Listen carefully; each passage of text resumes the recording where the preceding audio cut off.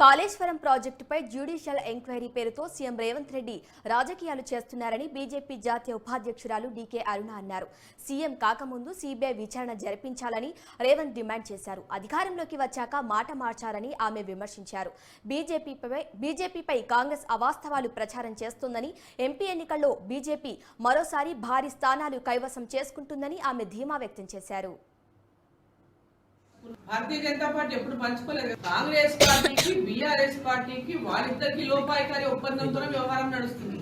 BJP యొక్క గెలుపును అడ్డుకోవాలనే ఆ ప్రచారాన్ని వాళ్ళు బీజేపీ బీఆర్ఎస్ ప్రచారాన్ని తీసుకొచ్చారు. వాళ్ళిద్దరికి కూడా లోపాయికారి ఒప్పందం ఆ రెండు పార్టీలకు ఉంది.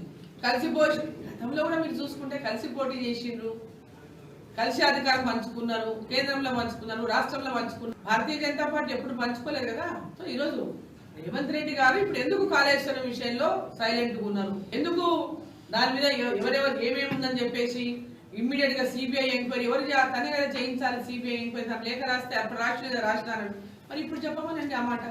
ఎందుకు జ్యుడిషియల్ ఎంక్వైరీ అనుకున్నాడు? చిత్తశుద్ధి వారికి లోపి, వాళ్ళకు లోపాయికారి ఒప్పందాలు వాళ్ళకైతుంది. ఇవాళ వాళ్ళ గురువింద నీతి చెప్పినట్టు ఉంటుంది. చేస్తున్నదేమో వాళ్ళు, నిందనేమో ఇంకోరు మీద వేస్తారు.